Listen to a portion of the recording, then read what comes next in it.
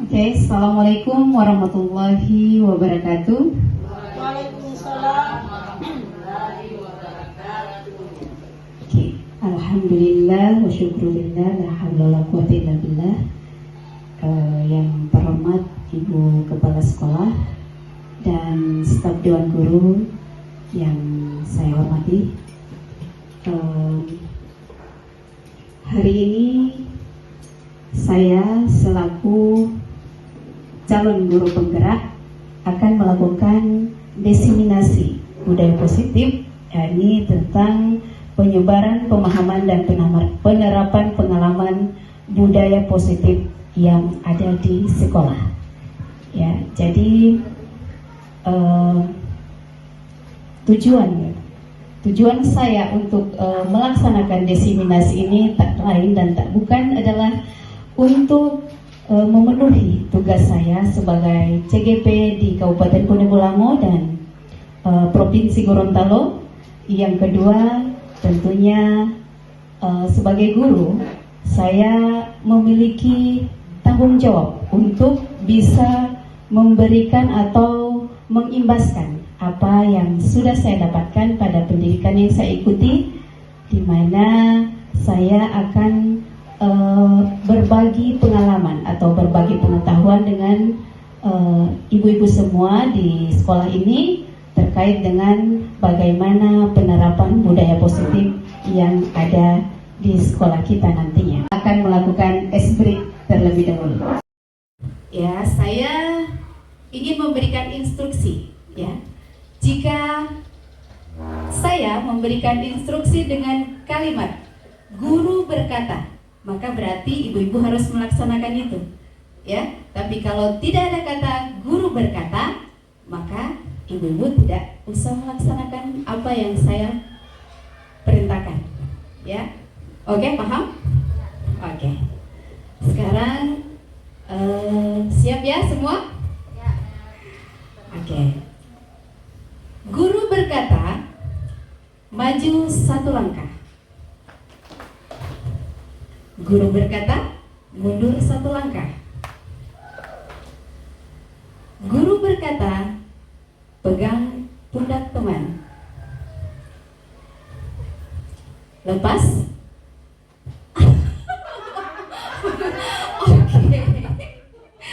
Oke. Ini melihat konsentrasi ya. Oke. Guru berkata, lepas. Guru berkata, pegang dahi.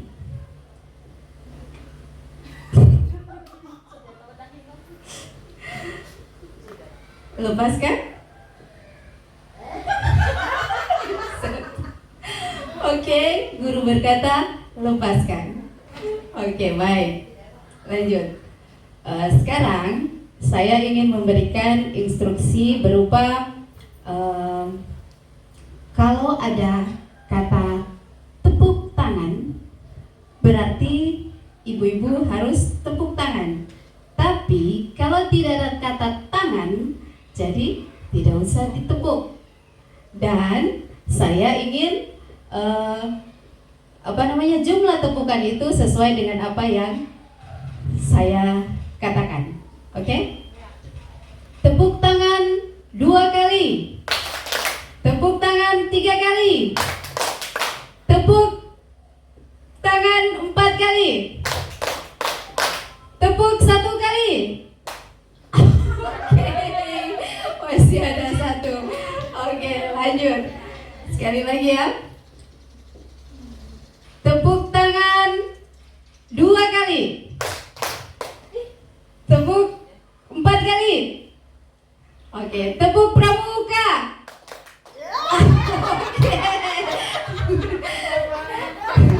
Oke, baik.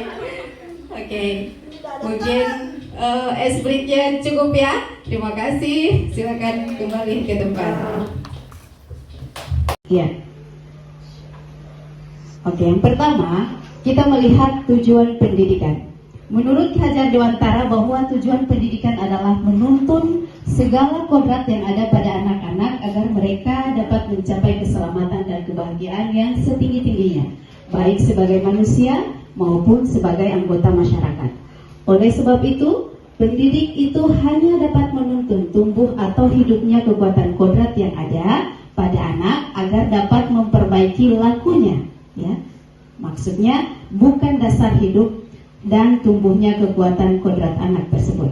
Jadi mungkin filosofi KHD ini sudah pernah kita bahas pada pertemuan kita sebelumnya, ya, pada visi sekolah. Nah, ini hanya saya sentuh sedikit saja karena ini berkaitan dengan paradigma belajar, kemudian disiplin positif, kebutuhan dasar manusia, motivasi perilaku manusia, restitusi posisi kontrol guru, keyakinan kelas, dan yang terakhir adalah segitiga restitusi. Apa saja konsep ini? Ini ketujuh konsep ini dia sangat berkaitan antara satu sama lainnya. Jadi bagaimana dari perubahan paradigma hingga pelaksanaan segitiga restitusi inilah yang nanti sangat berperan dalam penerapan budaya positif kita nantinya. Ya, sekolah dapat menyediakan lingkungan yang positif, aman, dan nyaman agar siswa mampu berpikir, bertindak, dan mencipta dengan mereka merdeka, mandiri, dan bertanggung jawab. Kemudian disiplin sangat berkaitan dengan kontrol guru terhadap siswa. Jadi pada dasarnya perubahan paradigma belajar ini yang paling berperan dalam hal ini adalah kontrol guru terhadap siswa. Gitu ya. Oke, lanjut. Analisa ini saya ingin ibu-ibu berpikir dan saya memintakan mungkin ada tanggapan balik, ya, karena di sini kita merupakan curah pendapat, ya. Di sini ada satu instruksi, ya. Anda dan teman Anda akan melakukan kegiatan cobalah buka. Anda adalah A. Tugas Anda adalah mengepalkan satu tangan Anda. Jadi di sini seolah-olah kita yang melakukan itu, ya. Jadi kita mengepalkan satu tangan. Nah, coba Anda bayangkan bahwa Anda menyimpan sesuatu yang berharga di dalam tangan Anda tersebut. Anda perlu menjaga benda tersebut sekuat tenaga Anda karena begitu pentingnya untuk kehidupan Anda. Nah, tugas B, berarti ada teman kita, ya, adalah mencoba dengan segala cara untuk membuka kepalan tangan Anda. Teman Anda B itu membujuk, menghardik, kemudian mengintimidasi, memarahi, menggoda, menggelitik, bahkan menawari Anda uang agar Anda bersedia membuka kepalan tangan Anda. Ingat, ya, bahwa di kepalan tangan Anda itu dia memiliki atau tersimpan barang yang sangat berharga. Nah, saya di sini memberikan tanggapannya terkait hal ini.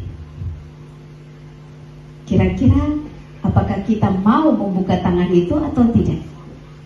Oke, silakan. Baik, terima kasih atas kesempatan yang diberikan. Itu kembali kepada kita. Menurut saya intinya adalah kita sendiri. Kenapa kita? Karena bagaimana cara kita untuk menjaga, kita bisa umpamakan ini adalah sebuah rahasia. Jika kita dipaksa oleh orang lain untuk mengungkapkan rahasia itu kepadanya sementara kita tidak berkeinginan untuk melakukannya, maka itu tidak akan kita lakukan. Nah, jadi pada prinsipnya si A ini konsisten dengan apa yang dia tahu, apa yang dia pegang. Jadi dia tidak akan memberikan karena dia rasa itu adalah amanahnya sendiri. Seperti itu. Mungkin sebelum saya berikan kesimpulannya, ada yang lain lagi? Ibu Ami, boleh? Yang lain? Mungkin sebelum ini? Oke, silakan Ibu Yusni. Ya, Ibu Yukil, terima kasih atas kesempatan yang diberikan kepada saya. Tentunya seperti yang dikatakan oleh Ibu Maya tadi, diibaratkan kita itu adalah memegang sebuah rahasia. Tentunya saya juga harus istiqomah dengan rahasia yang saya pegang, atau dengan sesuatu barang yang sangat berharga untuk saya. Jadi saya tidak mudah, saya tidak akan melepaskan barang tersebut. Seperti itu Ibu. Terima kasih. Jawaban tadi tentu sangat bagus sekali ya, memiliki pernyataan masing-masing. Nah, kenapa ini penting? Jika dikaitkan dengan budaya positif di sekolah, nah ini demikian juga dengan anak ya. Seorang anak, termasuk kita orang dewasa, kita memiliki satu pembelaan diri. Kita tidak mau orang lain mau seenaknya buat kita, sementara ini adalah sesuatu yang berharga pada kita. Jadi walaupun kita diberikan apapun, kalau menurut kita itu sangat berharga, maka kita memiliki keinginan untuk mempertahankan itu. Kita tidak mau melepaskan itu. Begitu ya? Oke. Positif tersebut ya, budaya positif di sekolah yaitu nilai dan kebiasaan di sekolah yang berpihak pada murid agar mereka dapat berkembang menjadi pribadi yang kritis, penuh hormat dan bertanggung jawab sesuai dengan profil pelajar Pancasila. Jadi nantinya budaya positif ini yang nantinya akan kita laksanakan dan kita implementasikan pada kegiatan baik akademik maupun non-akademik di sekolah kita. Nah, ada disiplin positif. Apa makna disiplin?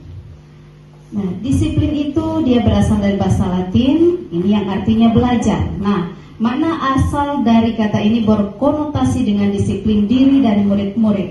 Nah, disiplin diri membuat orang menggali potensinya menuju sebuah tujuan yang dia hargai. Namun, dalam budaya kita, makna kata disiplin telah berubah menjadi sesuatu yang dilakukan seseorang pada orang lain untuk mendapatkan kepatuhan.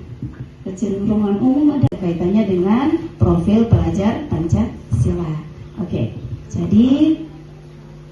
Oke, baik, yang ketiga, ini yang saya jelaskan adalah aspek dari budaya positif ya. Ini sudah masuk pada poin ketiga, yakni kebutuhan dasar manusia. Nah, realitas atau kebutuhan setiap orang berbeda. Kita harus berusaha memahami pandangan orang lain tentang dunia. Setiap orang memiliki gambaran yang berbeda. Nah, sekarang dari kebutuhan dasar manusia. Nah, ini juga penting karena dia sangat berhubungan atau sangat penting untuk penerapan disiplin positif di sekolah ya. Ini ada kasus Ibu Ria, guru kelas 6 di SD Permai, sedang bingung menghadapi ulas salah satu murid bernama Agus.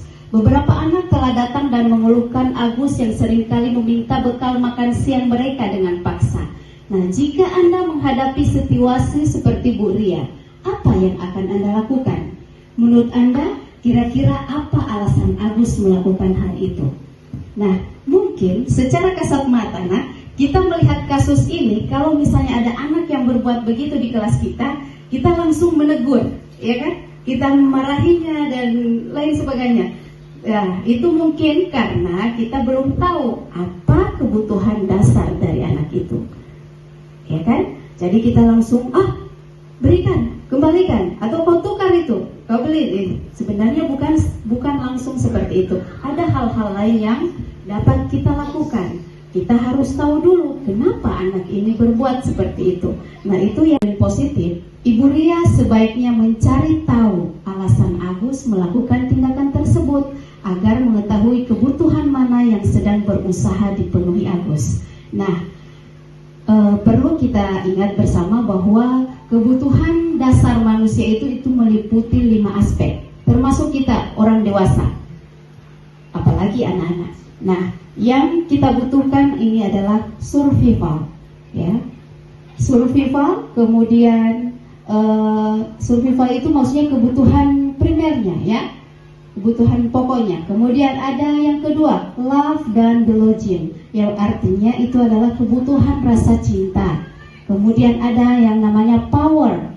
Kemudian yang power itu berarti kekuatan. Kemudian ada freedom, artinya kebebasan, kebutuhan untuk bebas. Kemudian ada fun. Fun itu artinya kebutuhan akan kesenangan. Jalan itu kan termasuk kebutuhan juga ya.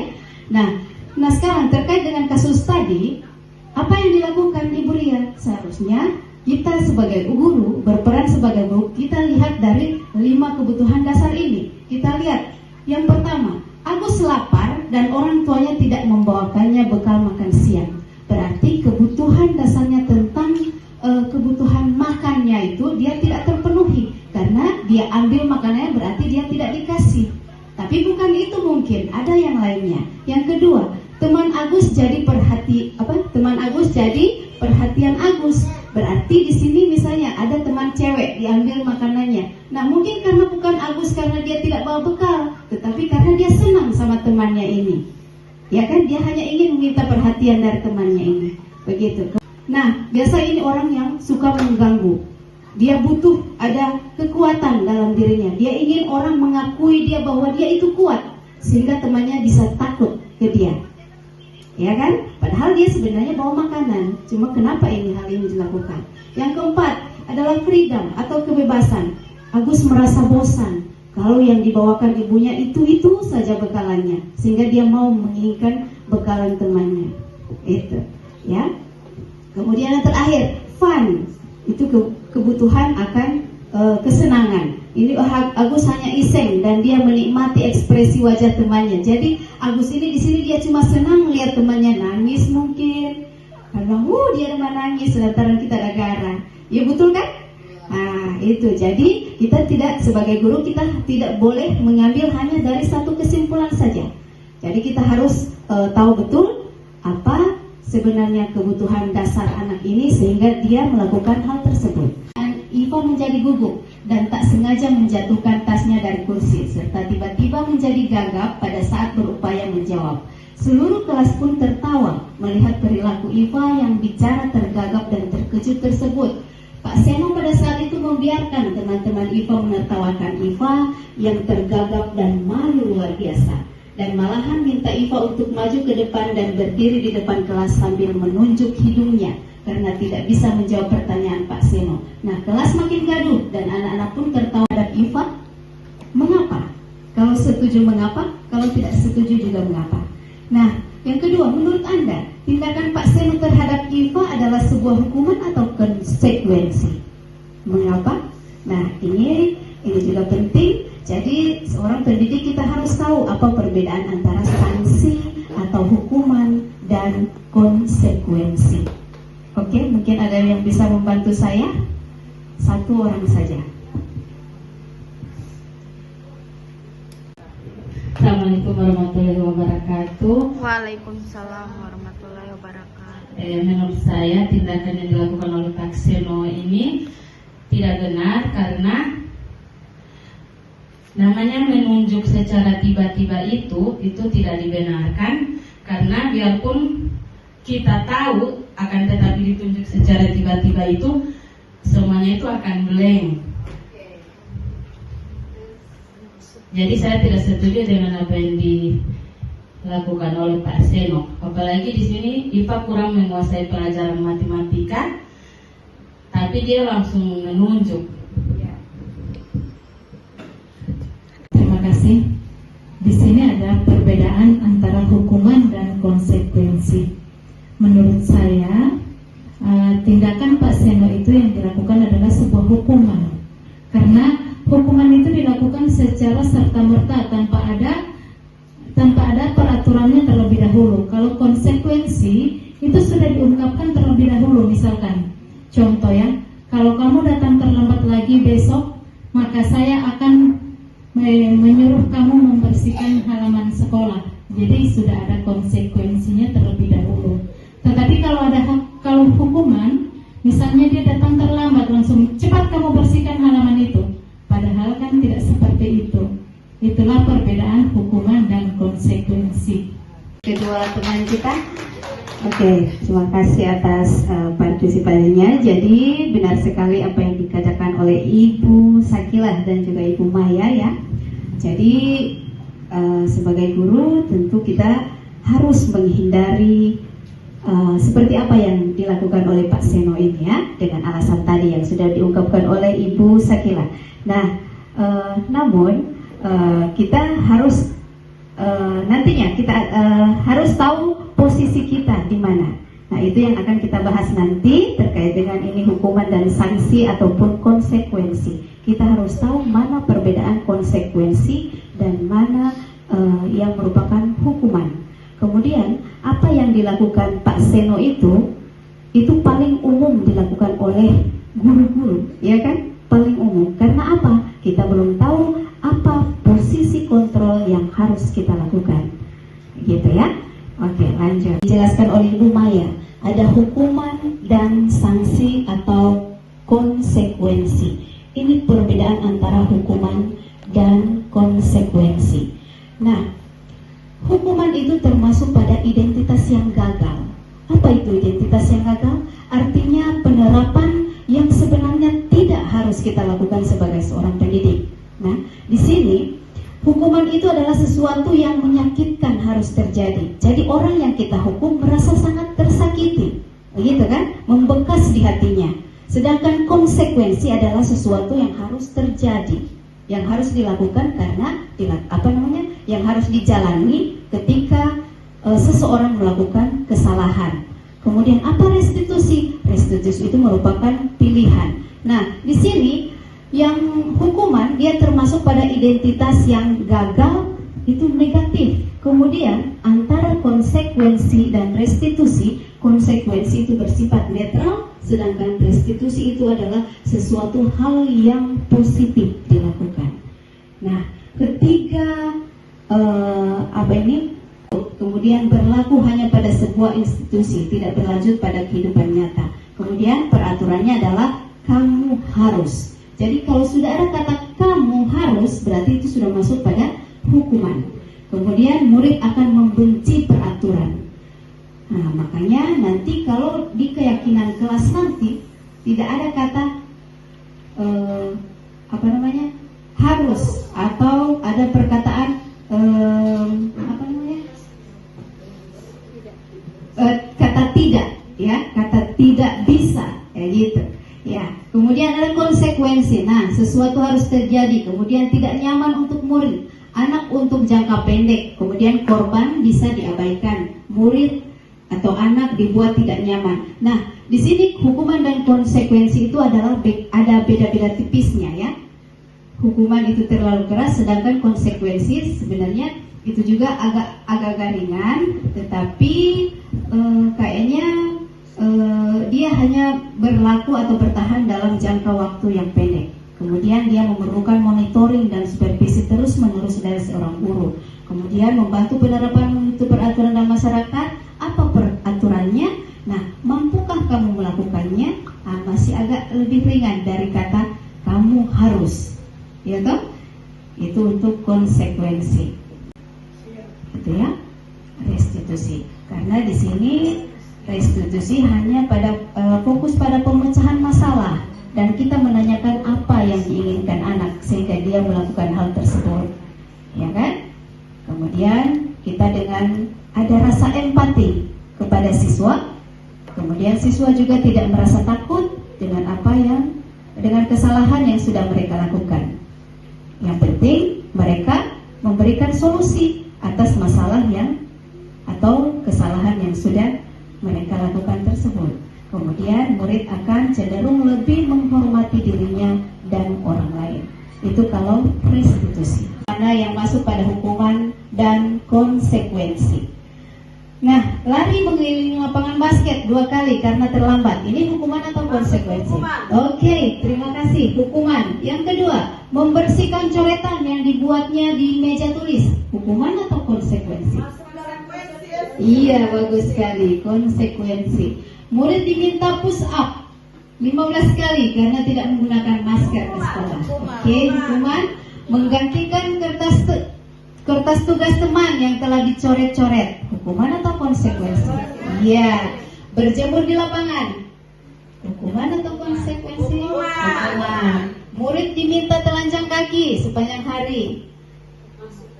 Hukuman. Terakhir, berdiri di depan kelas sambil mengangkat kaki satu. Hukuman juga. Ya. Aspek budaya positif yang kelima tentang restitusi dan posisi kontrol guru. Nah, Ini yang paling bagus sekali kita harus ketahui, ya. Ini kita harus tahu posisi kita di mana.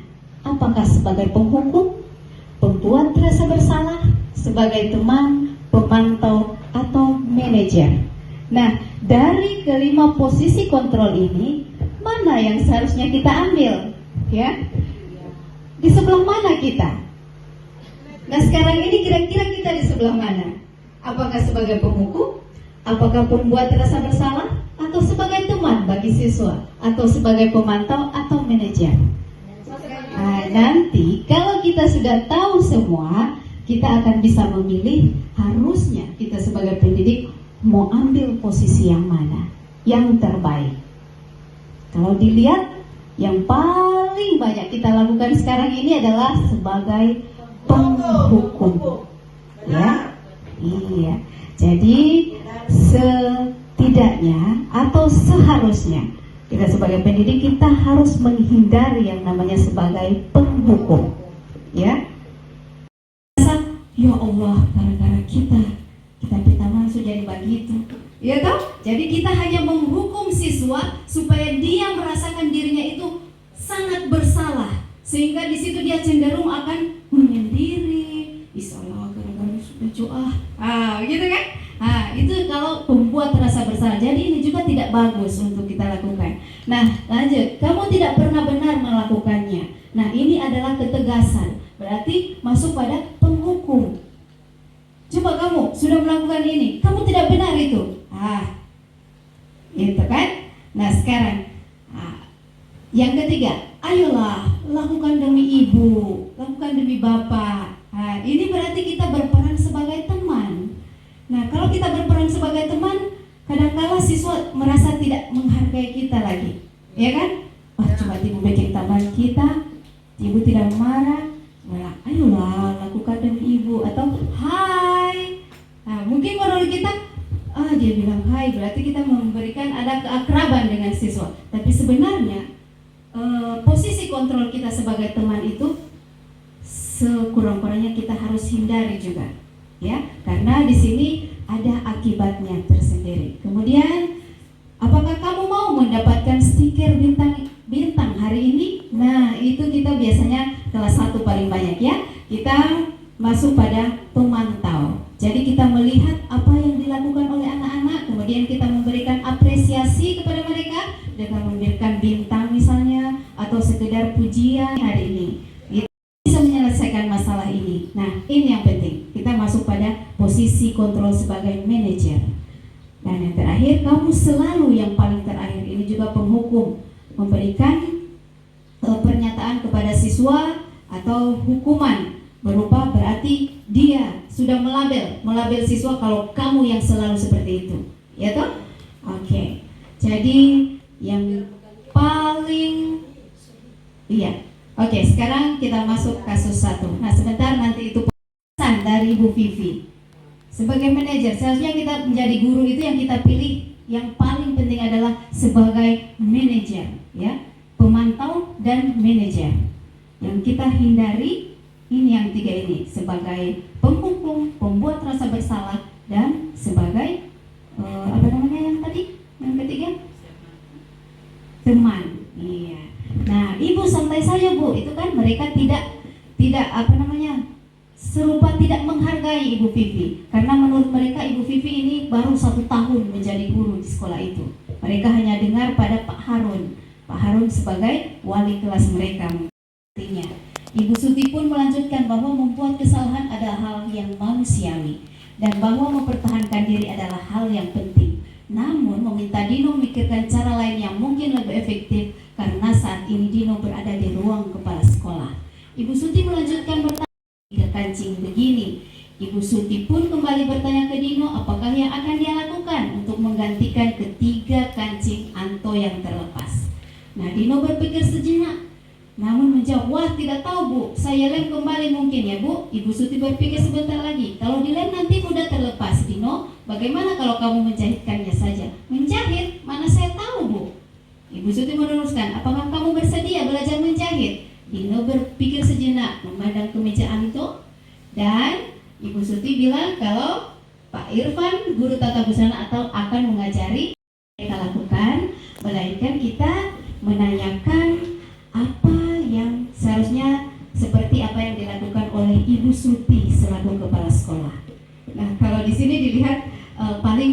berlaku sebagai manajer itu pada umumnya paling banyak cuma kepala sekolah ya. Kalau kita sebagai wali kelas, dempolau sih, iya tuh, yang paling baik kita lihat yang paling cepat saja. Padahal harusnya kita sebagai guru untuk menanamkan budaya positif dari sekolah, dari kelas sampai dia menjadi budaya positif dan disiplin yang ada di sekolah dalam level besarnya, skala besar kan di sekolah kita ya, skala kecil di kelas kita masing-masing. Itu harusnya kita melakukan seperti apa yang dilakukan oleh Ibu Suti.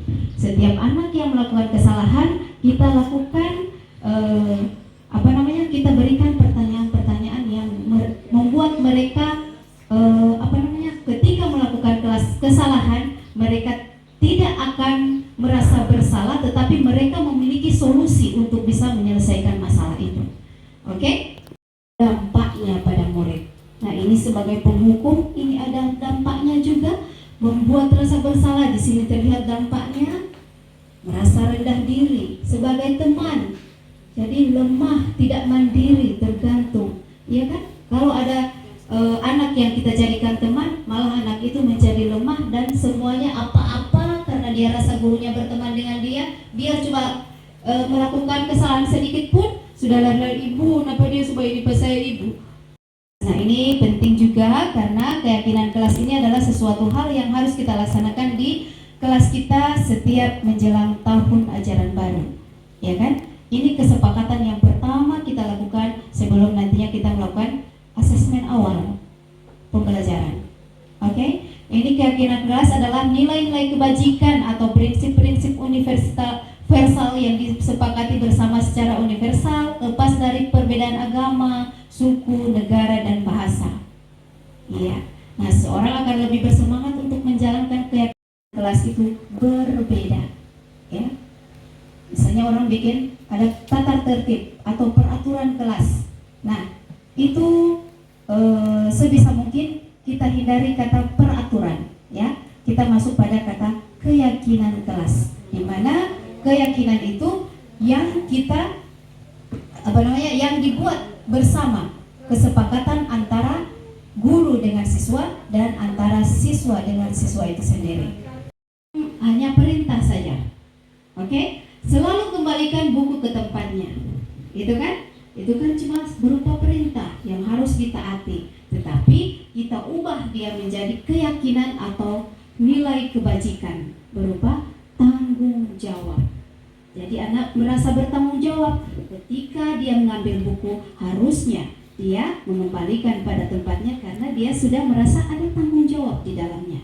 Gitu. Kemudian dilarang mengganggu orang lain. Berarti kita di sini diinginkan bahwa anak bisa menghormati orang lain dan diri sendiri. Hadir di sekolah 15 menit berarti kita menghormati orang lain, komitmen pada tujuan.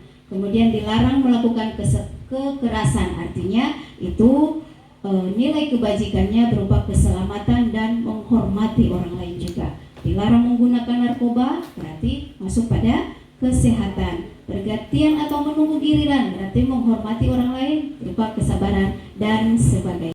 Itu berkaitan tadi dengan kasusnya si Dino dan siapa itu yang diambil alih oleh kepala sekolah tadi. Ada beberapa perkataan yang dilontarkan oleh kepala sekolah ke si Dino, ya.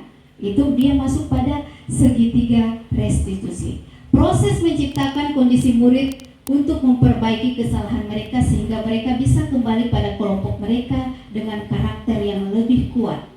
Melalui restitusi, guru dapat pertama membantu murid menjadi lebih memiliki tujuan, disiplin positif, serta memulihkan dirinya setelah berbuat salah. Kemudian membantu murid untuk jujur pada diri sendiri dan mengevaluasi dampak dari kesalahan yang dilakukan. Menemui anak yang melakukan kesalahan. Nah, ada yang namanya validasi tindakan yang salah, kemudian ada menstabilkan identitas dan menanyakan keyakinan. Jadi ketika anak mulai melakukan kesalahan, harusnya kita sebagai guru mengundang mereka dan kita lakukan ketiga tahap ini. Segitiga restitusi ini yang kita lakukan. Kita stabilkan identitas mereka, kemudian kita validasi tindakan yang mereka lakukan, dan yang terakhir kita menanyakan keyakinan. Keyakinan apa? yaitu kesepakatan atau keyakinan kelas yang sudah dibuat ataupun apa yang mereka inginkan. Tidak ada manusia yang sempurna. Saya juga pernah melakukan kesalahan itu. Kita bisa menyelesaikan ini. Nah, Bapak Ibu tertarik mencari siapa yang salah, tapi Bapak Ibu ingin melindungi sesuatu yang penting buatmu. Gitu. Itu masuk pada validasi tindakan yang salah. Kan? Yang terakhir adalah kita menanyakan keyakinan. Apa yang kita percaya sebagai kelas atau keluarga? Nah, maksudnya di sini keyakinan yang mereka sepakati dalam kelas. Nah, kemudian apa nilai-nilai umum yang kita telah sepakati? Nah, apakah kamu sudah melakukan itu? Apakah kamu merasa tidak melanggar keyakinan yang sudah kita buat? Itu yang kita berikan ke mereka. Dan yang terakhir, kalau kamu seperti ini, nanti kamu mau jadi seperti apa nantinya? Ya kan? Kita tanyakan cita-cita mereka. Nanti kalau mereka bilang, oh saya mau jadi polisi Bu, contohnya. Oh jadi polisi. Nah kalau jadi polisi, harusnya kamu melakukan ini, kamu jangan selalu berbuat begini, begitu ya? Itu namanya menanyakan keyakinan. Oke. Masuk pada segitiga restitusi. Nah, di mana pada segitiga restitusi ini kita menciptakan kondisi bagi murid untuk memperbaiki kesalahan mereka, sehingga mereka bisa kembali kepada kelompok mereka dengan karakter yang lebih kuat lagi. Nah, melalui restitusi itu, kita sebagai guru itu dapat membantu murid menjadi lebih memiliki tujuan, kemudian disiplin positif, serta memulihkan dirinya setelah berbuat salah. Kedua, membantu murid untuk jujur pada diri sendiri dan mengevaluasi dampak dari kesalahan yang dilakukan.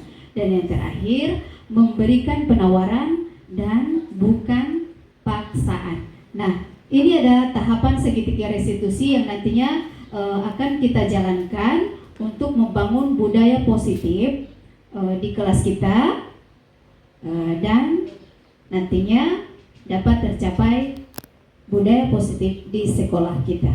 Nah, segitiga restitusi pertama ini nanti kalau misalnya ada anak yang melakukan kesalahan, yang pertama kita lakukan adalah validasi tindakan yang salah. Kedua, kita menstabilkan identitas anak, dan yang terakhir adalah menanyakan keyakinan. Nah, bagaimana hal itu kita lakukan? Nah, kita perhatikan di sini ada beberapa tahapan segitiga restitusi. Yang pertama, menstabilkan identitas. Nah, kita tindakan yang kita lakukan ketika anak melakukan kesalahan, kita tidak melakukan hukuman kepada mereka, melainkan kita stabilkan identitas mereka dengan cara bagaimana? Yang pertama, kita akan memberikan penguatan atau kata-kata motivasi kepada siswa dengan contoh seperti yang saya tampilkan. Yang pertama, kita berikan kata seperti ini: berbuat salah itu tidak apa-apa. Ya, tidak ada manusia yang sempurna. Saya juga pernah melakukan kesalahan seperti itu. Kita bisa menyelesaikan ini. Bapak Ibu tidak tertarik mencari siapa yang salah, tapi Bapak Ibu ingin mencari solusi dari permasalahan ini. Kamu berhak merasa begitu. Jadi ini adalah contoh kalimat atau kata ketika kita menstabilkan identitas anak yang melakukan satu kesalahan. Ya. Kemudian restitusi yang kedua adalah memvalidasi tindakan yang salah. Contoh, bagaimana kita melakukannya? Di sini kita adakan berikan kata-kata, misalnya seperti ini: kamu pasti punya alasan mengapa melakukan hal itu. Jadi pada dasarnya untuk memvalidasi tindakan yang salah itu kita bertanya kepada murid alasan kenapa sampai murid itu melakukan kesalahan itu. Kan tidak ada sesuatu peristiwa yang dilakukan tanpa ada alasan, ya kan? Kamu patut bangga pada dirimu sendiri karena kamu telah melindungi sesuatu yang penting bagi kamu, ya kan? Misalnya contoh ini dengan kata kedua, kamu sudah memiliki diri bangga pada dirimu sendiri karena kamu telah melindungi sesuatu yang penting buatmu. Itu terkait dengan kasus yang pertama tadi. Saya ingin anak itu menggenggam sesuatu, ya kan? Berarti anak itu memiliki rasa ingin mempertahankan apa yang dia punya, gitu kan? Gitu. Jadi itu sebetulnya hal yang bagus sekali. Nah sekarang yang terakhir, Restitusi yang ketiga, yakni kita menanyakan keyakinan. Apa yang kita percaya sebagai kelas atau keluarga? Artinya kita mengingatkan kembali kepada siswa tentang keyakinan yang sudah mereka sepakati di kelas bersama guru maupun bersama teman-temannya. Kemudian kita menanyakan apa nilai-nilai umum yang kita telah sepakati. Apa bayangan kita tentang kelas yang ideal? Maksudnya kita menanyakan kepada siswa, kamu ingin jadikan kelas kamu ini seperti apa? Yang terakhir, kita tanya mereka nantinya di masa depan mereka akan atau memiliki cita-cita seperti apa? Apa yang kalian inginkan ketika kalian dewasa nanti? Begitu ya.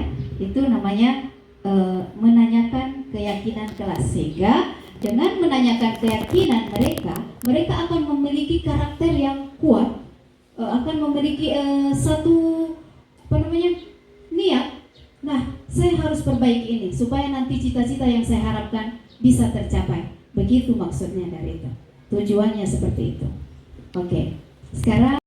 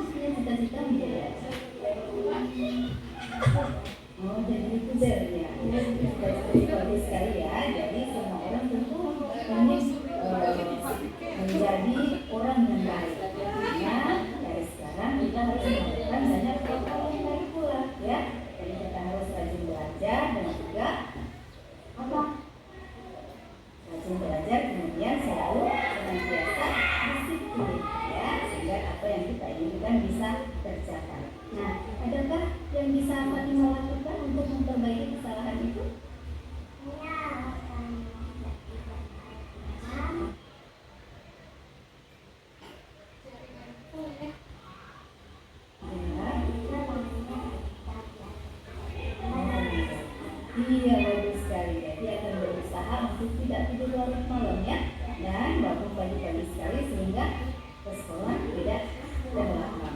Iya, bagus sekali. Terima kasih ya. Jadi nanti Fatimah tidak melakukan hal itu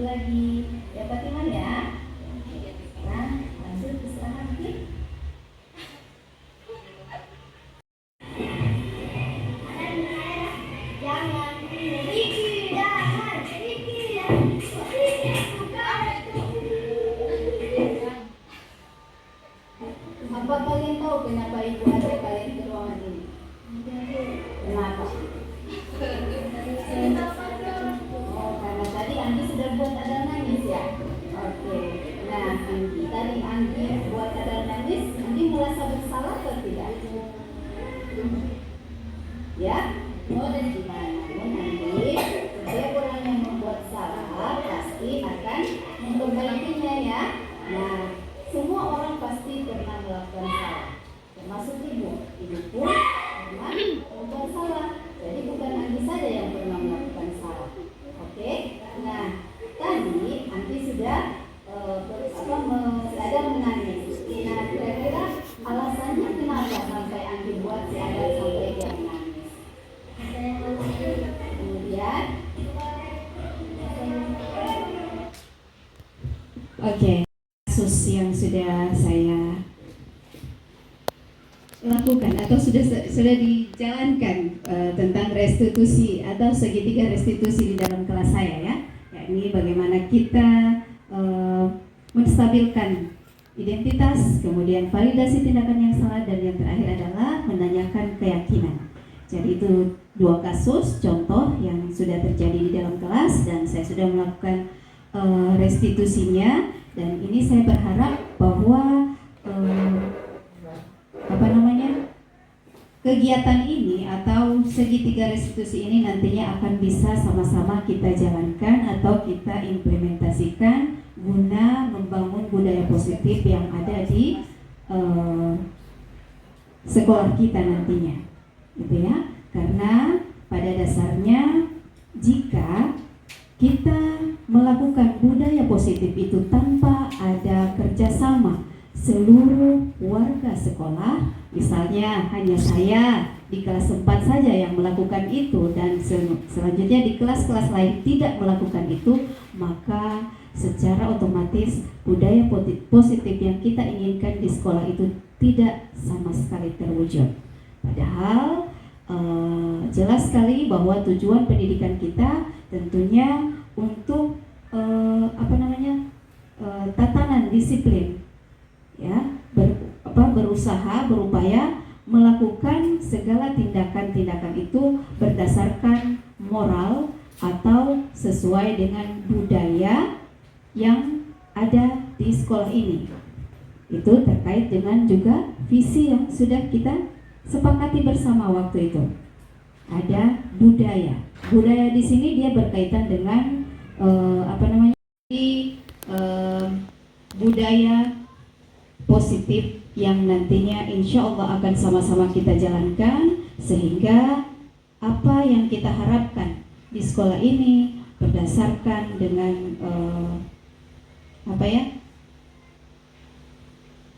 tujuan dari visi yang sudah kita rumuskan bersama itu akan tercapai juga, gitu ya Bapak Ibu-Ibu. Jadi mungkin sebelum saya tutup, mungkin ada tanggapan atau pernyataan dari ibu-ibu semua. Sekali lagi saya tekankan bahwa dari kita membentuk peraturan kelas menuju keyakinan kelas, kemudian lingkungan positif, maka akan terbentuklah budaya positif. Dari tindakan-tindakan yang kita lakukan, kita harus mengetahui apa sebenarnya posisi kontrol kita sebagai guru. Ya, ingat sekali lagi saya ingatkan kembali bahwa posisi kontrol yang paling tepat kita laksanakan adalah sebagai manajer. Seyogianya kita harus menghindari posisi kita sebagai penghukum, ya, penghukum, pembuat rasa bersalah, dan sebagai teman. Oke, ibu-ibu, mungkin ada yang bertanya sebelum sesi ini saya tutup, atau ada pernyataan, tambahan, sanggahan, dan lain sebagainya. Ada? Tidak ada? Oke, kalau tidak ada, mungkin hanya demikian dari saya. Nah, terima Terima kasih karena sudah menyempatkan waktu pada kegiatan kali ini, dan nanti insya Allah akan disambung dan lebih dimantapkan lagi oleh rekan saya Ibu Sri Mirianti Nur Kamidian. Terima kasih. Billahi taufiq wal hidayah. Wassalamualaikum warahmatullahi wabarakatuh. Waalaikumsalam warahmatullahi wabarakatuh. Assalamualaikum warahmatullahi wabarakatuh. Saya selaku Kepala Sekolah SDN 8 Tilong Kabila dari seorang guru penggerak yang bernama Ibu Yurfil Muksin SPD. Pada saat ini sudah mentransfer ilmunya mengenai budaya positif, yang tentunya dari materi ini insya Allah akan mengimbas ke kelas-kelas yang lain. Dan apakah dari Ibu khususnya calon guru penggerak ini, tentu dari apa yang kami terima, kalau saya selaku kepala sekolah, pimpinan di sekolah ini mengakui benar bahwa materi ini sangat bagus sekali dan insya Allah akan terterima khususnya untuk guru-guru yang ada di SDN 8 Tilong Kabila. Sekian, terima kasih. Wabillahi taufiq wal hidayah. Wassalamualaikum warahmatullahi wabarakatuh.